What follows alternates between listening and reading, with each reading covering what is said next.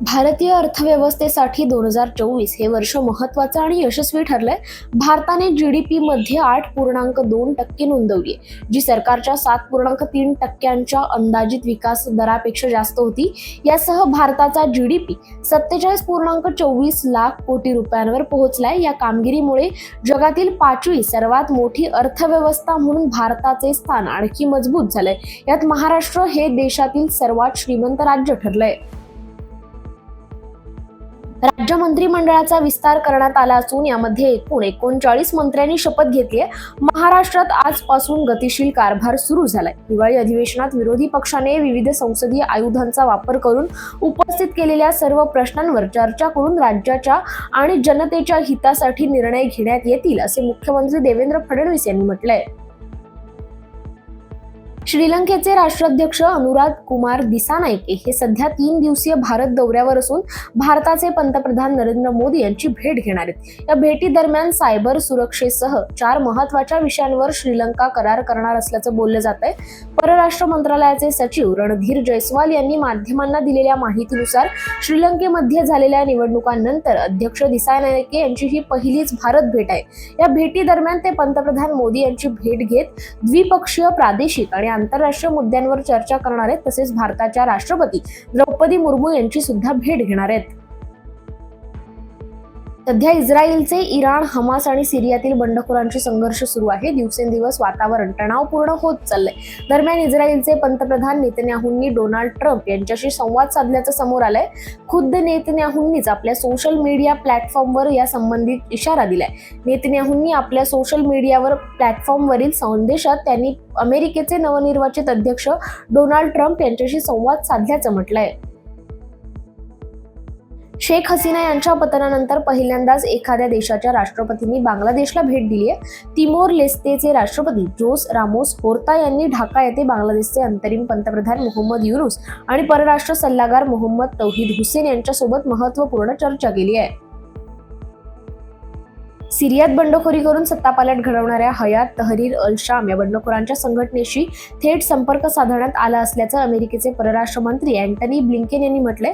सिरियात नव्याने स्थापन करण्यात येणाऱ्या शासनाबाबत बंडखोरांचा नेता अहमद अल शारा याच्याशी चर्चा करण्यात आल्याचंही त्यांनी सांगितलंय.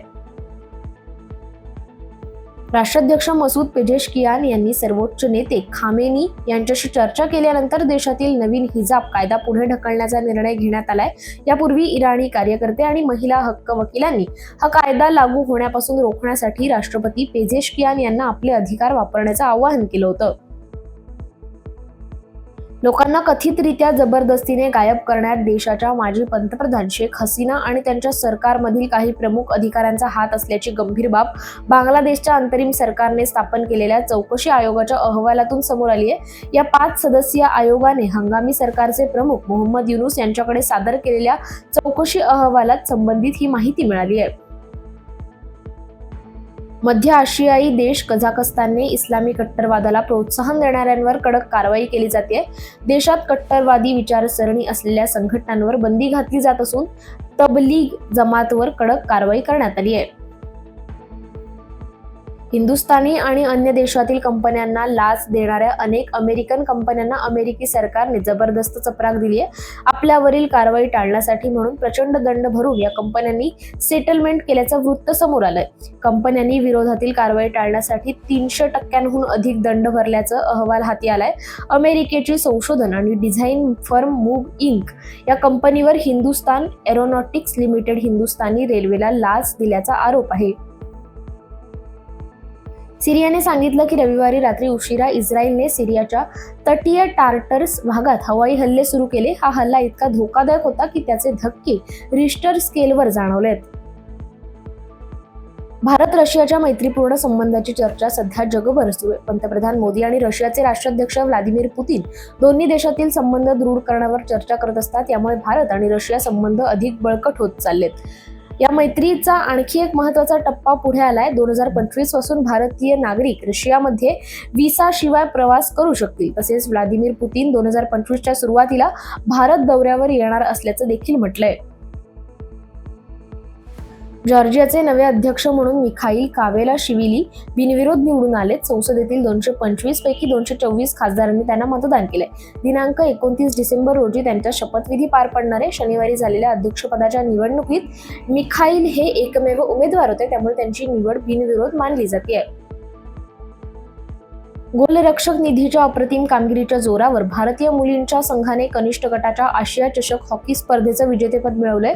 अंतिम सामन्यातील 1-1 अशा बरोबरीनंतर भारताने चीनचा शूटआउटमध्ये 3-2 असा पराभव केला. या कामगिरीने भारतीय मुलींच्या संघाने सलग दुसऱ्यांदा विजेतेपद पटकावलंय.